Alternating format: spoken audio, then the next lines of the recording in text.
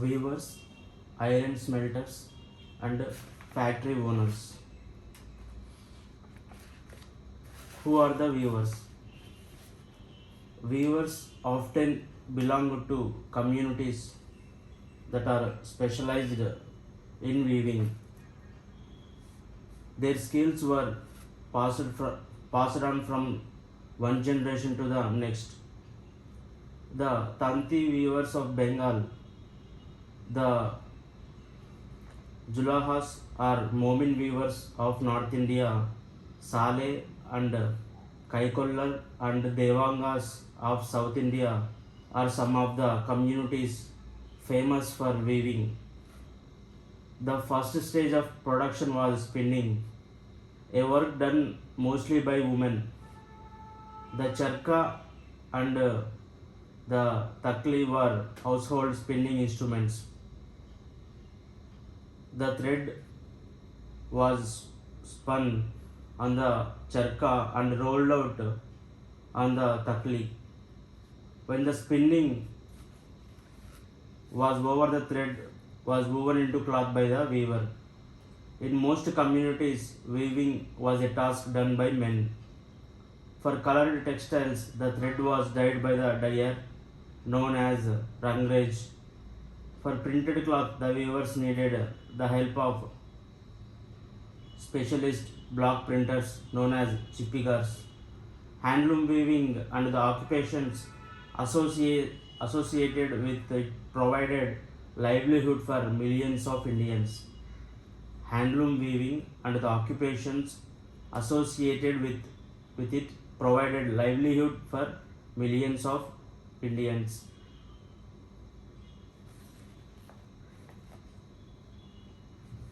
The decline of Indian textiles. The development of cotton industries in Britain affected textile producers in India in several ways. First, Indian textiles now had to compete with British textiles in the European and American markets. Second, exporting textiles to England also became increasingly difficult since very high duties were imposed on Indian textiles imported into Britain.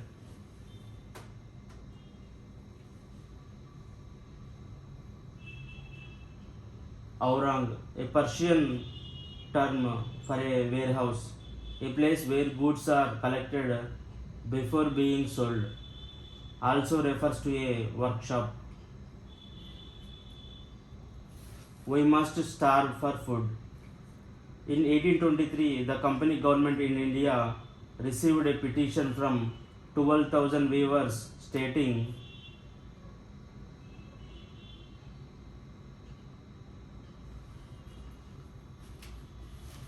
our ancestors and we used to receive advances from the company and maintain ourselves and our respective families by weaving company's superior assortments.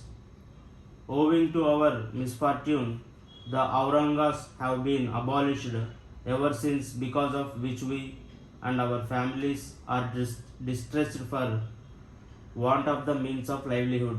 We are the weavers and don't know any other business. We must starve for food. If the Board of Trade do not cast a look of kindness towards us and give orders for clothes, we must starve for food. If the Board of Trade do not cast a look of kindness towards us and give orders for clothes, we are weavers and don't know any other business.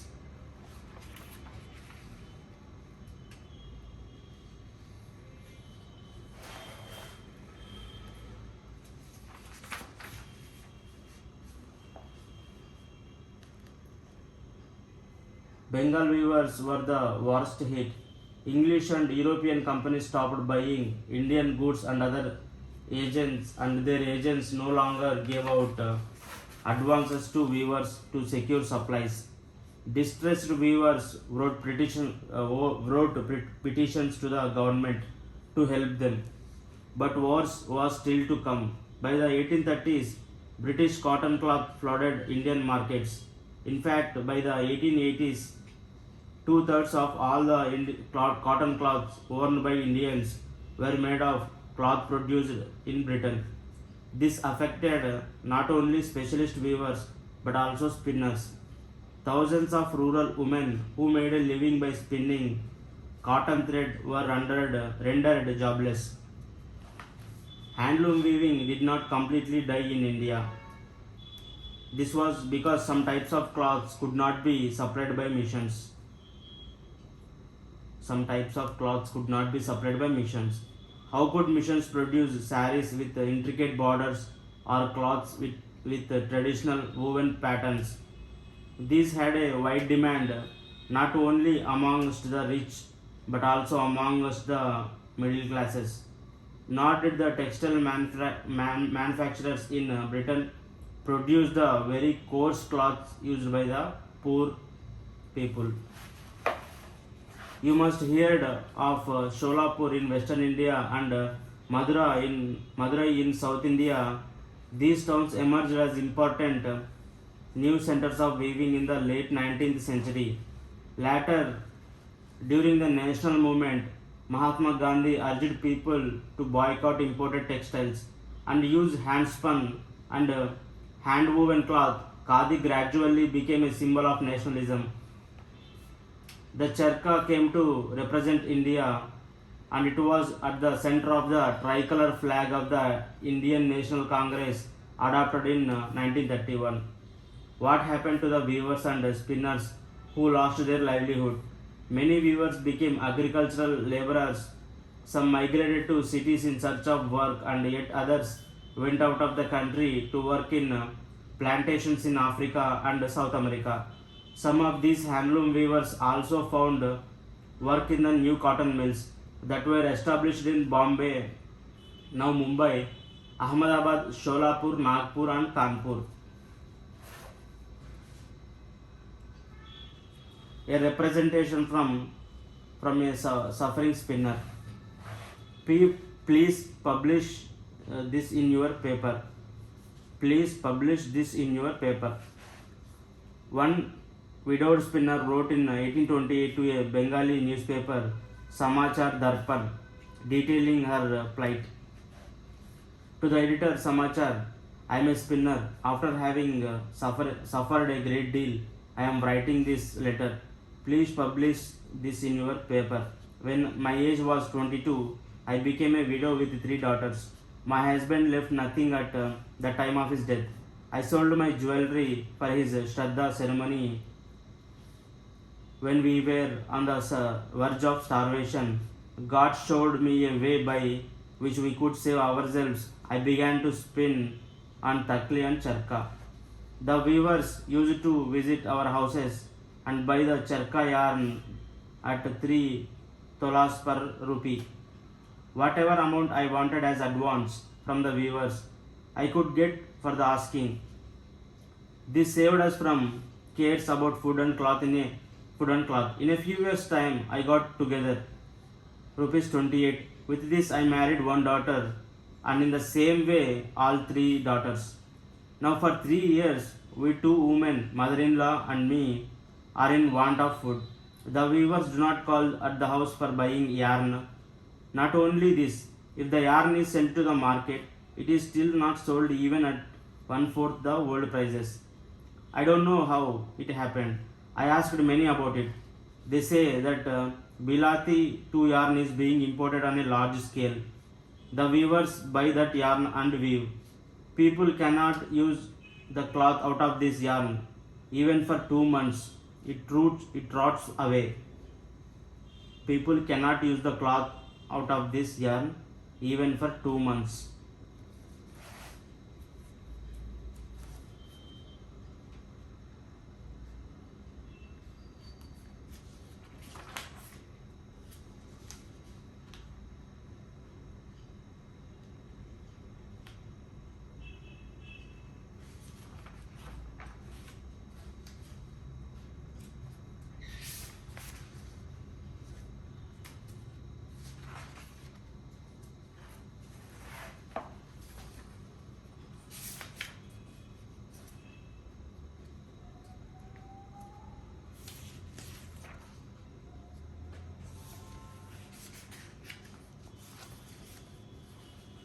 Cotton mills come up. The first cotton mill in India was set up as a spinning mill in Bombay in 1854. From the early 19th century, Bombay had grown as an important port for the export of raw cotton from India to England and China. It was close to the vast black soil tract of western India where cotton was grown. When the cotton textile mills came up, they could get supplies of raw material with ease. By 1900, over 84 mills started operating in Bombay.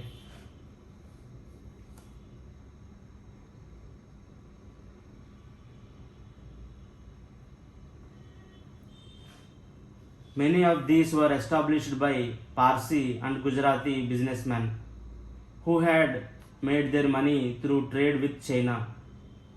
Mills came up in other cities too. The first mill in Ahmedabad was started in 1861.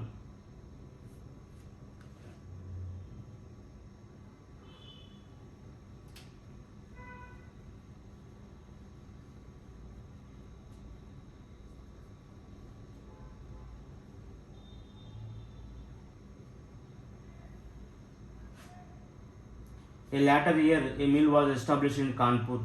In the United Provinces, growth of cotton mills led to a demand for labor.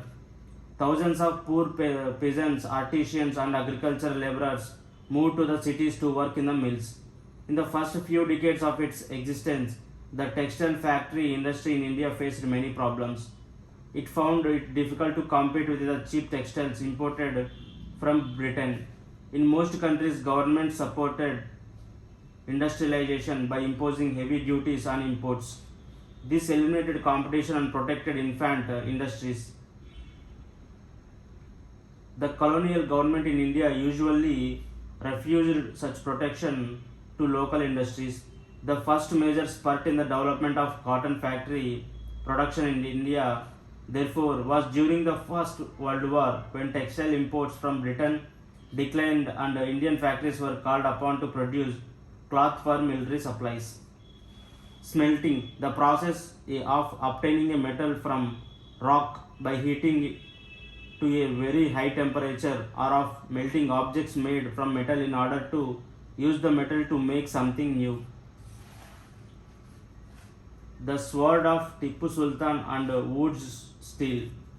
We began the story of Indian steel and iron metallurgy by recounting the famous story of Tipu Sultan, who ruled Mysore till 1799, fought 4 wars with the British, and died fighting with his sword in his hand. Tipu's legendary swords are now part of valuable collections in museums in England.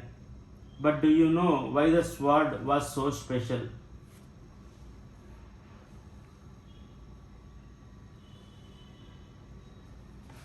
The sword had an incredibly hard and sharp edge that could easily rip through the opponent's armor. This quality of the sword came from a special type of high carbon steel called woods, which was produced all over South India. Wood steel, when made into swords, produced a very sharp edge with a flowing water pattern. This pattern came from very small carbon crystals embedded in the iron. Francis Buchanan, who toured through Mysore in 1800, a year after Tipu Sultan's death, has left us an account of the technique by which wood steel was produced in many hundreds of smelting furnaces in Mysore. In these furnaces, iron was mixed with charcoal and put inside small clay pots. Through an intricate control of temperatures, the smelters produced steel ingots that were used for sword making, not just an iron, but in West and Central Asia too.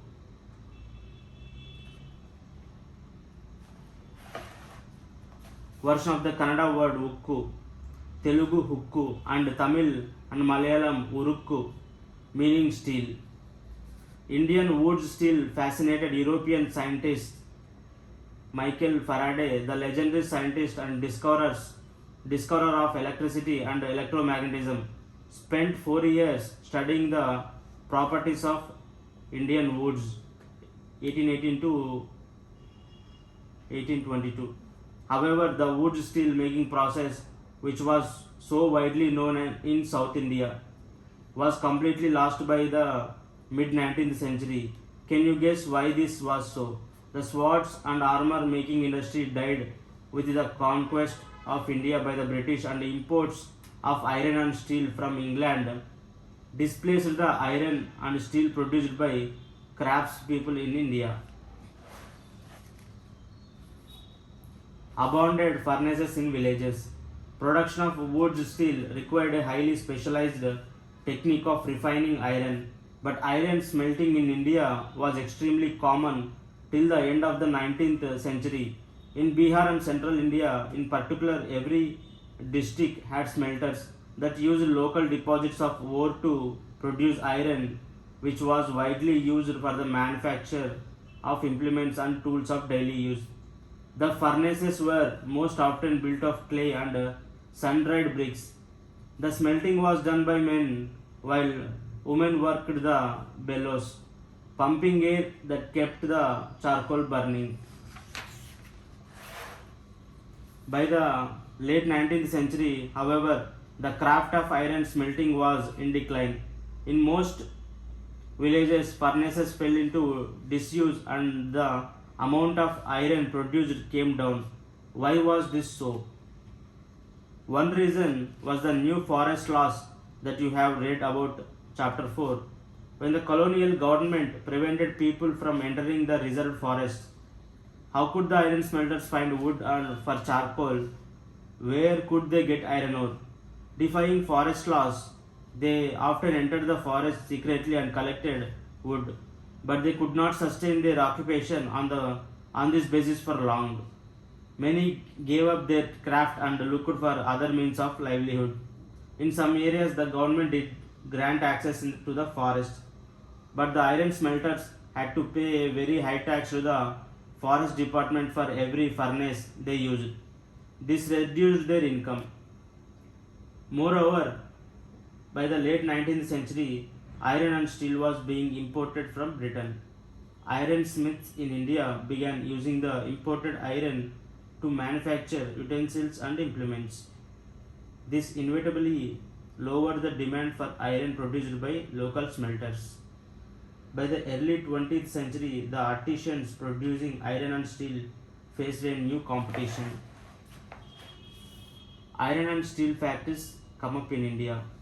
This year was 1904. In the hot month of April, Charles Weld, an American geologist, and Dorbaji Tata, the eldest son of Jamsetji Tata, were traveling in Chhattisgarh in search of iron ore deposits. They had spent many months on a costly venture looking for sources of good iron ore to set up a modern iron and steel plant in India. Jamsetji Tata had decided to spend a large part of his fortune to build a big iron and steel industry in India. But this could not be done without identifying the source of fine quality iron ore. One day, after traveling for many hours in the forest, Weldon Dorabji came upon a small village and found a group of men and women carrying basket loads of iron ore. These people were the Agarias. When people asked where they had found the iron ore, the Agarias pointed to a hill in the distance. Weldon Dorabji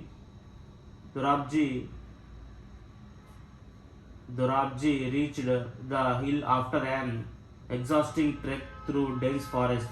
On exploring the hill, the geologists declared that they had at last found what they had been looking for.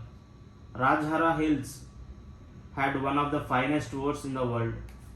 But there was a problem. The region was dry and water necessary for running the factory was not to be found nearby. The Tatas had to continue their search for more suitable place to set up their factory. However, the Agarias helped in the discovery of a source of iron ore that would later supply the Bhilai steel plant. A few years later, a large area of forest was cleared on the banks of the river Subarnarekha to set up the factory and an industrial township, Jamshedpur. Here there was water near iron ore deposits. The Tata Iron and Steel Company, TISCO, that came began producing steel in 1912. TISCO was set up at an opportune time. All through the late 19th century, India was importing steel that was manufactured in Britain. Expansion of the railways in India had provided a huge market for the rails that Britain produced. For a long while, British experts in the Indian railways were unwilling to believe that good quality steel could be produced in India. By the time TISCO was set up, the situation was changing. In 1914, the First World War broke out. Steel produced in Britain now had to meet the demands of war in Europe. So imports of British steel into India declined dramatically, and the Indian railways turned to TISCO for supply of rails. As the war dragged on for several years, TISCO had to produce shells and carriage wheels for the war. By 1919, the colonial government was buying 90% of the steel manufactured by TISCO. Over time, TISCO became the biggest steel industry within the British Empire. In the case of iron and steel, as in the case of cotton textiles, industrial expansion occurred only when British imports to India declined and the market for Indian industrial goods increased. This happened during the First World War and after. As this nationalist movement developed and the industrial class became stronger, the demand for the government protection became louder, struggling to retain its control over in India. The British government had to concede many of these demands in the last decades of colonial rule. What kinds of cloth had a large market in Europe? What is Jamdani? What is Bandhana? Who are the Agaria? Elsewhere, early years of industrialization in Japan. The history of industrialization of Japan in the late 19th century present a contrast to that of India. The colonial state in India, keen to expand the market for British goods, was unwilling to support Indian industrialists. In Japan, the state encouraged the growth of industries. The Meiji regime, which assumed power in Japan in 1868, believed that Japan needed to industrialize in order to resist Western domination. So it initiated a series of measures to help industrialization. Postal services, telegraph, railways, steam powered shipping were developed. The most advanced technology from the West was imported and adapted to the needs of Japan. Foreign experts were brought to train Japanese professionals. Industrialists were provided with generous loans for investment by banks set up the government. Large industries were first started by the government and then sold off at cheap rates to business families. In India, colonial domination created barriers to industrialization. In Japan, the fear of foreign conquest spurred industrialization, but this also meant that the Japanese industrial development from the beginning was linked to military needs. Expansion at the end of the war. To meet the demands of the war, TISCO had to expand its capacity and extend the size of its factory. The program of expansion continued after the war. Here,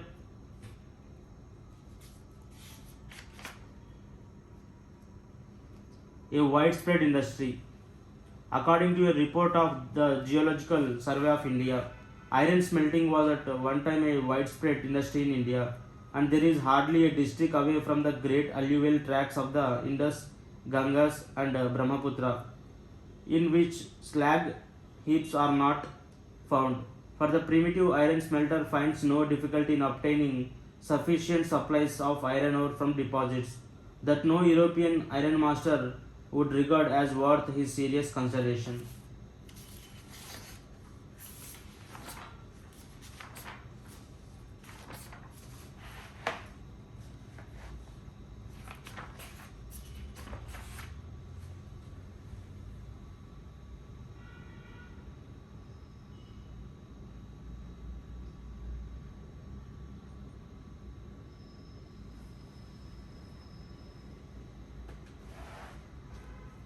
Weavers, iron smelters, and factory owners.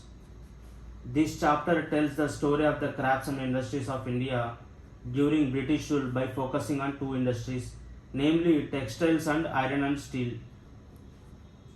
Both these industries were crucial for the industrial revolution in the modern world. Mechanized production of cotton textiles made Britain the foremost industrial nation in the 19th century. And when its iron and steel industry started growing from the 1850s, Britain came to be known as the workshop of the world. Britain came to be known as the workshop of the world. The industrialization of Britain had a close connection with the conquest and colonization of India. You have seen chapter 2 how the English East India Company's interest in trade led to occupation of territory and how the pattern of trade changed over the decades.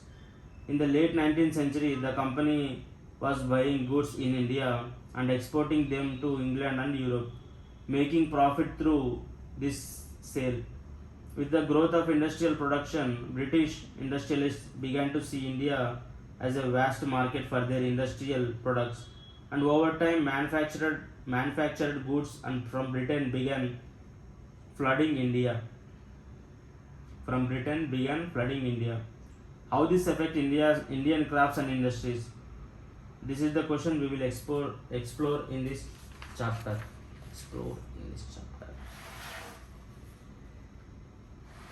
Indian textiles and the world market. Around 1750, before the British conquered Bengal, India was by far the world's largest producer of cotton textiles. Indian textiles had long been renowned both for their fine quality and exquisite craftsmanship. They were extensively traded in Southeast Asia, Java, Sumatra, and Penang, and West and Central Asia. From the 16th century, European trading companies began buying Indian textiles for sale in Europe. Memories of this flourishing trade and the craftsmanship of Indian weavers is preserved in many words still current in English and other languages. It is interesting to trace the origin of such words and see what they tell us. Words tell us histories. European traders first encountered fine cotton cloth from India carried by Arab merchants in Mosul in present-day Iraq. So they began referring to all finely woven textiles as muslin, a word that acquired wide currency. When the Portuguese first came up to India in search of spices, they landed in Calicut on the Kerala coast in southwest India. The cotton textiles which they took back in Europe along with the species came to be called calico, derived from Calicut, and subsequently calico became the general name for all cotton textiles. There are many other words which point to the popularity of Indian textiles in Western markets. In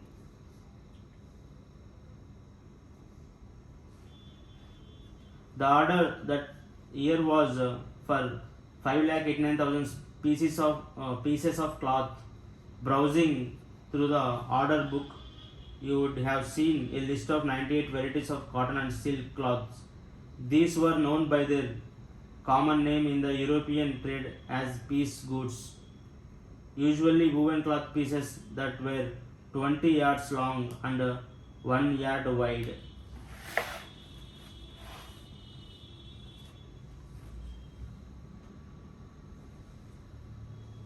Now look at the names of the different varieties of cloth in the book. Amongst the pieces ordered in bulk were printed cotton cloths called chintz, chintz, kosais or kasa, and bandana. Do you know where the English term chintz come from? It is derived from the Hindi word chint, chhint, a cloth with small and colorful flowery designs. From the 1680s, there started a craze for printed Indian cotton textiles in England and Europe, mainly for their exquisite floral designs, fine texture, and relative cheapness. Rich people of England, including the Queen herself, wore cloths of Indian fabric. Rich people of England, including the Queen herself, wore cloths of Indian fabric. Similarly, the word bandana now refers to any brightly colored and printed scarf for the neck or head. Originally, the term derived from the word bandana, Hindi for tying, and referred to a variety of brightly colored cloth produced through a method of tying and dyeing. There were other cloths in the order book that were noted by their place of origin: Kasim Bazar, Patna, Calcutta, Orissa, Charpur. The widespread use of such words shows how popular Indian textiles had become in different parts of the world.